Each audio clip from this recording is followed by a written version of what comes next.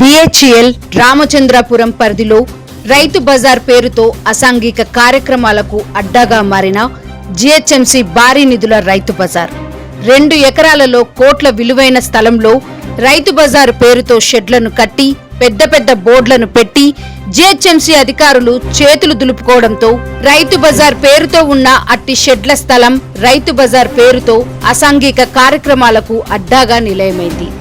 GHMC Ramachandrapuram పరిధిలోని Bharathinagar, Srinivas Nagar, Bombay colony, ODF, BDL, LIG కాలనీల ప్రజల నివాసాల మధ్యలో 2 ఎకరాల స్థలంలో జిహెచ్ఎంసీ భారీ నిధులతో రైతు బజార్ అంటూ అట్టహాసంగా GHMC mayor Gadwala Vijayalakshmi, MLA Gudem Mahipal Reddy, MLC Anjireddy, MP Raghunandan Rao, మాజీ కార్పొరేటర్లు సింధు ఆదర్శ్ రెడ్డి, పుష్ప నగేష్ యాదవ్, తొంట అంజయ్యలతో పాటు జిహెచ్ఎంసీ కమిషనర్, ఇతర ఉన్నత అధికారులతో జిహెచ్ఎంసీ భారీ నిధులతో కాలనీ వాసుల శ్రేయస్సు అంటూ ఎంతో ఆర్భాటంగా కాలనీ వాసుల సౌకర్యార్థం రైతు బజార్ను ప్రారంభిస్తున్నామని నమ్మబలికి దండం పెట్టి తలా ఒకరు కొబ్బరికాయలు కొట్టి రైతు బజార్ను ప్రారంభించి మమ అనిపించుకున్నారు. పెద్ద పెద్ద బోర్డులు, పెద్ద పెద్ద షెడ్లు, చుట్టూ ప్రహారీ గోడ నిర్మాణం, రంగురంగుల కలర్లు వేయించి హౌరా ఇంత పెద్ద రైతు బజారా అన్న రీతిలో ప్రారంభించి వచ్చిన కమిషన్లను వాటాలు వేసుకొని పంచుకొని చేతులు దులుపుకున్న జిహెచ్ఎంసీ భారీ నిధుల భాగోతం బయటపడింది.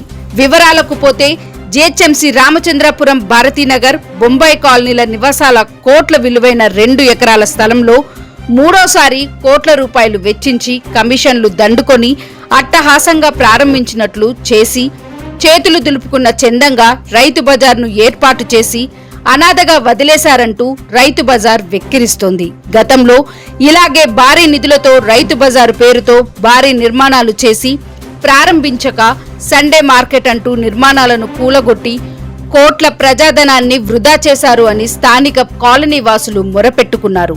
ముచ్చటగా మూడోసారైనా రైతు బజార్ ప్రారంభమయ్యేనా అని స్థానిక ప్రజలు కళ్ళు అప్పగించి చూస్తున్నారు. ఈ విషయంలో ఒకే ఒక్కడు పనిమంతుడు, స్థానిక సమస్యలపై సంపూర్తి పట్టు ఉన్న నాయకుడు, మాటల ఎంపీని కాను చేతల ఎంపీని అని ప్రతివేదికపై చెప్పుకునే స్థానిక ఎంపీ రఘునందన్ రావు వెంటనే స్పందించి జరిగిన అన్ని విషయాలు, అంశాలు ప్రజలకి తెలియజేస్తూ రైతు బజార్ను ప్రారంభింపజేసే సత్తా ఉన్న ఎంపీ రఘునందన్ రావే అని స్థానికులు అంటున్నారు.